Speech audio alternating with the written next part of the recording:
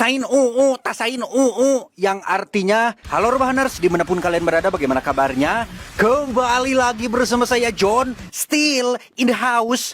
Sebuah film berjudul Trap House tahun 2025 akan menceritakan tentang sekelompok remaja yang nekat merampok rumah bandar narkoba yang tanpa mereka sadari rumah itu adalah rumah jebakan alias Trap House. Apa yang akan terjadi pada mereka semua? Yuk langsung saja pasang handsfree, simetriskan pose serbahan, kencangkan celana dalam, selamat menonton dan cekicrot. Get it when I get back.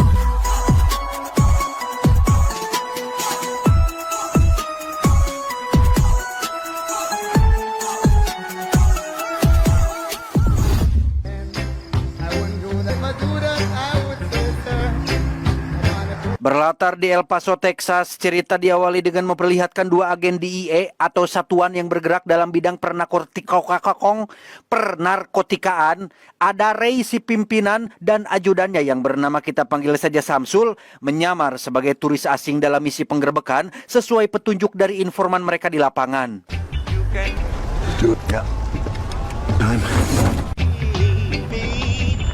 Setibanya di lokasi yang dimaksud, Ray pun turun dan berpura-pura ingin mengisi bensin. Namun karena si pemilik toko terus bersikap kasar dan malah mengusirnya, Samsul yang melihat ada celah kesempatan pun langsung menembaknya dengan peluru bius. Hey, cabrón. Better get back in. Nice shot, Wash. Beres dengan si penjaga toko, Ray pun menurunkan seabrek pasukannya untuk menyisir setiap sudut guna menemukan komplotan yang lain. Satu persatu penjahat berhasil dijatuhkan hingga setibanya di ruang penyimpangan makanan, Ray berhasil menemukan pintu rahasia menuju terowongan. Good. Baby. Benar laporan dari si informan sebelumnya, si bandar menjadikan ruang bawah tanah ini sebagai tempat pembuatan bubuk barang haram. Namun ketika mereka tinggal sedikit lagi melakukan penyergapan, ada satu penjahat botak yang keburu menyadari kedatangannya sehingga...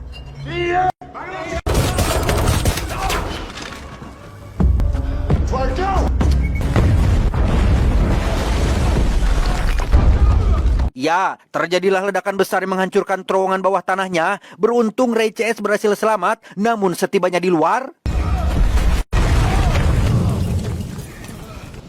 Shit was tight enough.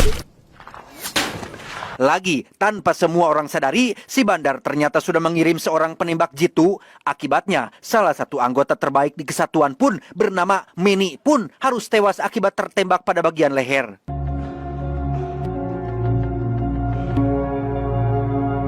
Beralih ke sekolah menengah atas, kita akan diperkenalkan pada anaknya Ray yang bernama Cody dan besti lain yaitu Denny si kaos hijau, Jesse si tomboy, Yvonne si gadis kribo, dan Kyle si kemeja hijau yang semuanya merupakan anak-anak agen DEA yang kita lihat sebelumnya, termasuk satu murid cantik bernama Teresa yang membuat Cody langsung mendekatinya. Hey, you're the new girl, right? Yeah, I'm Cody. Teresa. Saat sedang belajar itulah Jesse dipanggil oleh wali kelas untuk ikut ke rumah sakit karena ternyata Manny alias korban tewas saat dalam operasi DEA tadi siang tidak lain adalah ayahnya si Jesse ini, di mana Cody dan teman lain yang baru mendengar kabar ini pun bersama-sama pergi ke gereja untuk ikut berdoa bersama.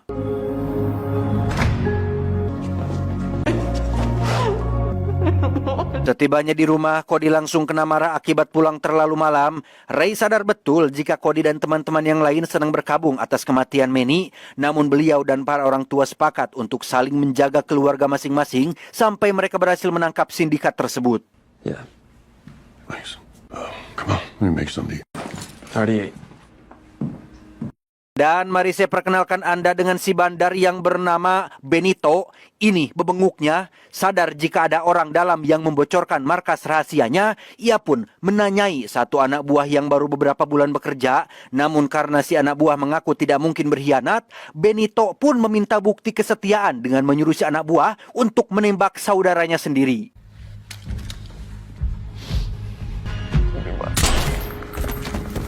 Tak lama, Benito kedatangan adik perempuannya yang bernama Natalia. Ini bebangusnya, sama-sama menjalankan bisnis haram namun beda wilayah. Natalia cukup dibuat kecewa dengan watak Benito yang terlalu cepat membuat keputusan, sehingga mulai sekarang biarkan sang adik yang membereskan semuanya. El trabajo que estás haciendo allá es indispensable. Larut malam kita akan diperkenalkan pada si anak buah yang diam-diam pergi ke kafe untuk menemui seseorang, yaitu Ray dan Samsul. Benar, ternyata kecurigaan Benito selama ini. Si informan menjelaskan bahwa Benito kedatangan adik perempuannya yang bernama Natalia dan meminta semua agen di IE untuk berhati-hati. Gracias. Beberapa hari berlalu, kini hubungan Cody dan Teresa terlihat semakin dekat. Di balik kebiasaan buruknya yaitu ngagaur-gaur motor di depan umum, ia juga termasuk salah satu murid cerdas di kelasnya. Hal itu terbukti saat jam pelajaran kimia, Cody mampu membuat peledak dari cairan sederhana. Boom sign. Berbeda dengan hari-hari sebelumnya, sekarang Cody rutin diantar jemput oleh Ray ayahnya demi memastikan semuanya baik-baik saja. Tidak langsung pulang ke rumah, ia dibawa ke tempat biasa sang ayah berlatih taekwondo. Karena dengan fakta bahwa Ray tidak bisa selalu berada di rumah, ia pun ingin agar Cody belajar beberapa teknik dasar bela diri.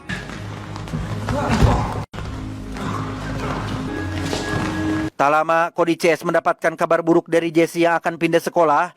Pasca kematian Manny sang ayah, kini dia dan ibunya tidak sanggup lagi membayar kontrakan dan biaya sekolah, sehingga tak ada pilihan lain, Jesse harus pulang ke kampung halamannya di daerah Cibaduyut. It's okay. It's okay. Dalam perjalanan pulang, Ray mendapat panggilan dari Samsul yang memberitahu bahwa kepolisian berhasil menciduk anak buah Benito berlokasi di sebuah trap house atau istilah umum yang merujuk pada rumah terbengkalai tempat para mafia melakukan transaksi. Ray pun membawa Cody hampir ke sana. There it is. It's good, Cody. Hey. All right. Dan inilah trap house atau rumah kumuh yang dimaksud. Tak hanya Samsul, sudah ada beberapa petugas lain yang juga membantu penyelidikan. Melihat satu petugas sedang mengamankan barang bukti berupa setumpuk gepokan uang, Cody pun seketika melongo karena baru pertama kali melihat aci sebanyak itu.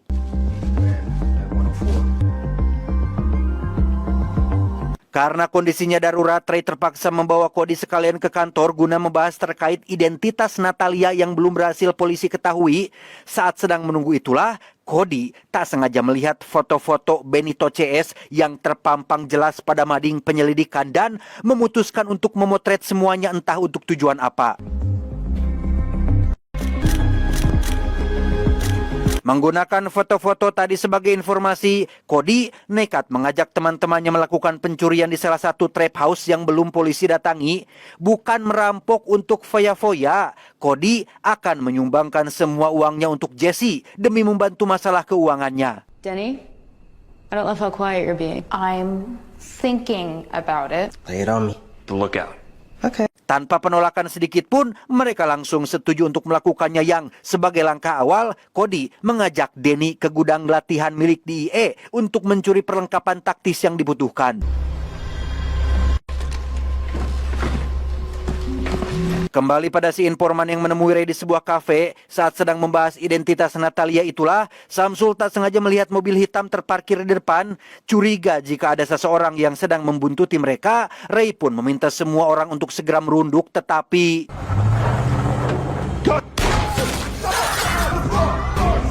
Nahas, si informan harus tewas di tempat, namun Ray berhasil menangkap dan membawa si penembak jitu ke markas. Tanpa ada takut-takutnya, ia menjelaskan bahwa Natalia sengaja datang ke El Paso untuk memburu Ray CS, termasuk tidak akan menyisakan satupun dari keluarga mereka semua. She's digging. They're gonna find you, and they're gonna wipe you out, and all of your families. Sementara Ray masih melakukan interogasi, Cody CS terlihat sudah berada di depan trap house untuk melakukan perampokan pertama mereka, menggunakan helm night vision, rompi anti peluru, dan stun gun sebagai alat tempur utama. Mereka diam-diam menyelinap masuk saat para penjahat sedang tertidur dan tiba-tiba...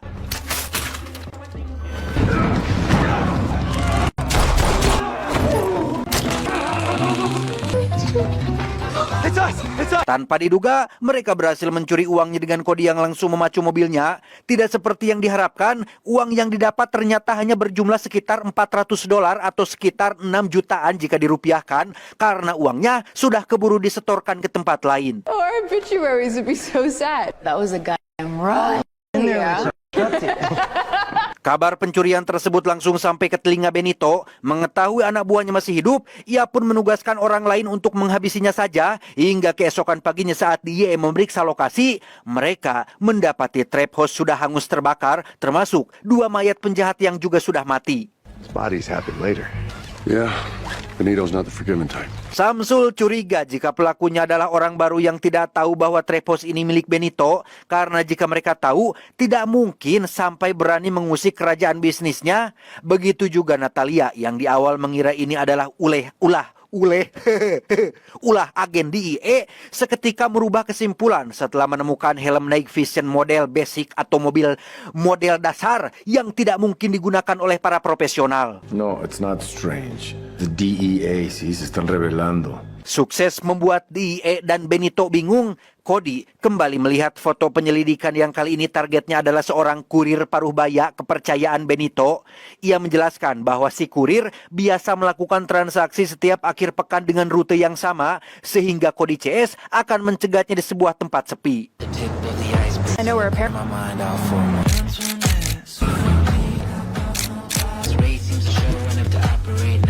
Setelah beberapa hari melakukan pengamatan, kini saatnya Cody CS beraksi melakukan perampokan keduanya. Menggunakan shotgun mainan yang hanya akan membuat korban jatuh sementara, mereka muncul secara terang-terangan dan...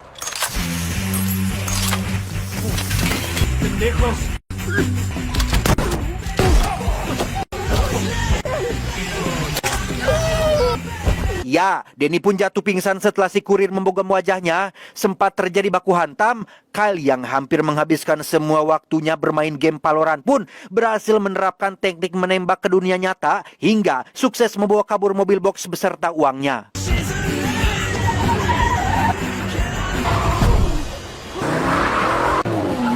Dikira sudah berakhir, si kurir rupanya kembali bangun dan melakukan pengejaran. Namun sekali lagi, Kyle berhasil membuat mobil si kurir oleng bahkan menabrak bahu jalan.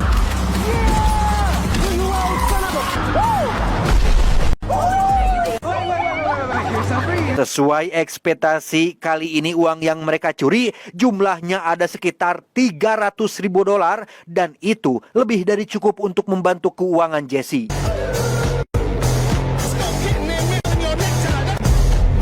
Sadar jika Benito pasti akan membunuhnya, si kurir dengan sukarela menyerahkan diri ke kantor polisi dan lebih baik menghabiskan sisa hidupnya di dalam penjara. Ia menjelaskan bahwa para pencuri ini tidak terlihat seperti profesional. Mereka terbilang ceroboh karena muncul secara terang-terangan tanpa memperhatikan CCTV yang ada di sekitar. Any idea what she looks like? No. Come on, brother. You want to win? Wait, I can't get towing his top guys, all right? Yeah, I can tell you about the beer truck. Lagi, tak hanya DIE yang dibuat pusing, Benito yang mendengar kabar ini pun sama dibuat jengkelnya dengan para pelaku yang benar-benar tidak tahu sedang berhadapan dengan siapa. Curiga jika ini ulah DIE yang menyuruh pihak lain membuat kekacauan, Benito pun meminta Natalia membuat markas rahasia baru untuk melakukan penjebakan. Quiero los nombres de todos. Estoy seguro que son ellos. Adea, no, pero sí. Saat sedang mengamati CCTV itulah, Samsul cukup dibuat heran dengan para pelaku yang mengetahui persis di mana saja lokasi trap house-nya. Sempat menuduh orang dalam, Ray langsung memotong karena jika benar orang bodoh mana yang merampok kartel besar menggunakan shotgun mainan, dan itu semakin membuat kepolisian ngehuleng tarik dibuatnya. From now on, everything's on lockdown. Any information on the Cabarrus stays close hold. Yep. Tak lama mereka mendapat kabar tentang lokasi markas baru milik Benito, sehingga tanpa buang waktu, Ray dan kawan-kawan pun langsung meluncur saat itu juga, tetapi...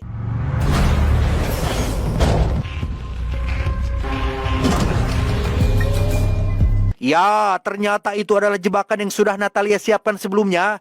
Melihat beberapa kamera yang merekam jelas wajah mereka, kini Ray CS benar-benar dalam masalah besar karena Benito sudah mengetahui satu persatu identitas anggota DIE dan itu cukup membuat semua personil ketar-ketir. Surprise.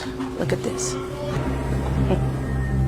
Larut malam, Cody diam-diam membuka laptop sang ayah dan login menggunakan kartu keanggotaannya. Mengetahui penyergapan selanjutnya akan berlokasi di sebuah pom bensin, Cody kembali membujuk teman-teman yang lain untuk melakukan perampokan terakhir. One more time. They could get shot, so we'd have nothing. Vinny, are you okay? Dan ya, Denny tiba-tiba muntah angin leunca disertai sakit kepala hebat. Setelah dilakukan pemeriksaan, dokter menjelaskan bahwa telah terjadi gegar otak akibat benturan keras yang pastinya gara-gara dipukul oleh si kurir waktu itu. Tak ingin ayah curiga, Cody berbohong bahwa Denny sempat terjatuh dari tangga beberapa waktu yang lalu. Okay. Yeah. See ya.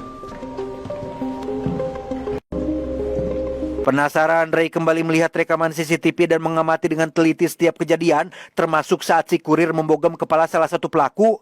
Tak hanya itu, ia juga mendapati gerakan pelaku lain yang sama persis seperti gerakan Cody saat latihan taekwondo, hingga membuat Ray benar-benar terkejoet.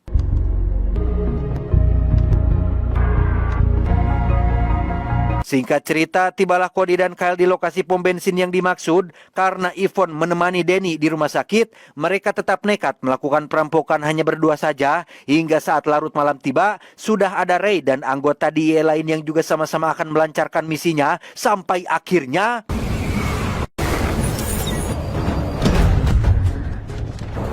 Ya, Kyle pun mematikan generator lampu yang membuat keadaan di sana gelap gulita. Sadar jika para pencuri kembali melakukan aksinya, Ray yang kali ini tidak ingin kecolongan pun langsung mengerahkan semua pasukan untuk menangkap mereka, tetapi...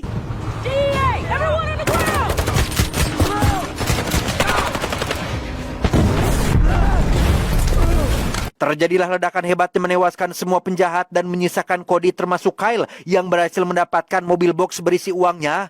Ray yang melihat dari kejauhan pun benar-benar dibuat kaget saat mengetahui jika komplotan pencuri yang selama ini dicari tidak lain dan tidak bukan adalah Cody anak kandungnya sendiri. I got this.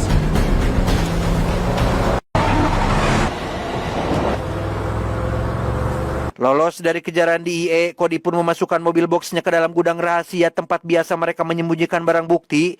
Dikira isinya adalah uang, ia benar-benar sudah membuat kesalahan besar karena semua tongnya hanya berisi barang haram milik Benito yang akan sangat membuatnya marah besar. A million, tens of millions. There's not. How do you know? Because we'd already be dead. Selain barang haram, Cody juga menemukan koin merah keanggotaan Benito dan membawanya pulang sebagai souvenir. Tak lama, ia dikejutkan oleh kedatangan Teresa dan sang ibu yang ternyata itu adalah, atau ibunya si Teresa ternyata adalah si Natalia, bro. Bermaksud ingin makan malam. Mengetahui Ray adalah anggota DEA yang dicari, Natalia pun tetap menyembunyikan identitas aslinya. Yeah, we were mostly commercial, but now we're focusing on... Karena Ray belum tahu seperti apa bebenguk Natalia, ia pun tidak menyimpan kecurigaan sama sekali dan malah asik ngobrol bareng. Di mana Teresa yang izin ke toilet pun tak sengaja menemukan koin merah keanggotaan kartelnya. Sadar jika pencuri barang Benito adalah Cody, ia pun diam-diam menyimpan pelacak di beberapa titik.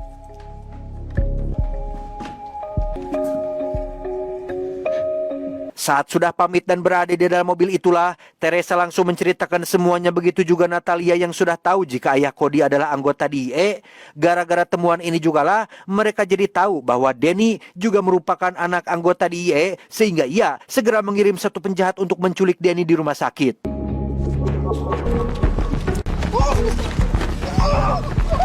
Tak lama, Cody mendapat panggilan dari Denny, namun yang berbicara adalah Teresa. Disinilah ia akhirnya jujur bahwa Cody sudah membuat kesalahan besar. Sama-sama memiliki watak kejam sama seperti Natalia dan Benito pamannya. Teresa meminta Cody untuk segera kembalikan barangnya jika masih ingin Denny tetap hidup. Dengan cepat, Cody pergi ke garasi dan membawa beberapa bahan kimia. Tepat saat baru meninggalkan rumah itulah, sudah ada pasukan Natalia yang diam-diam merangsak masuk, tetapi...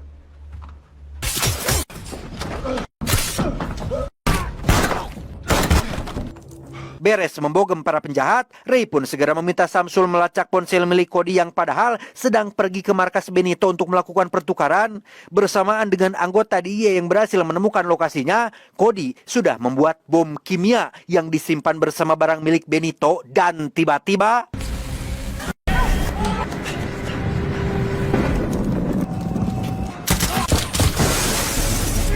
Ya, meski eksperimennya gagal, sudah ada anggota DEA yang membackup tepat waktu.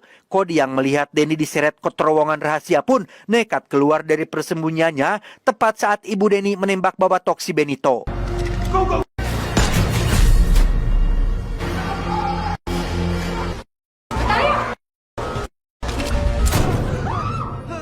Dan ya, tak hanya Benito, Natalia juga tewas setelah Ray menembaknya di dalam terowongan. Sementara Teresa berhasil kabur entah kemana. Ray yang tak ingin anaknya terlibat kasus pencurian pun terpaksa membuat wajah Cody memar dan menyuruhnya beralibi bahwa Benito sudah menculik mereka berdua. We're good. Good. You're good. Kidnapped us from the hospital and brought us here. Beberapa pekan berlalu, kini semuanya kembali normal seperti biasa.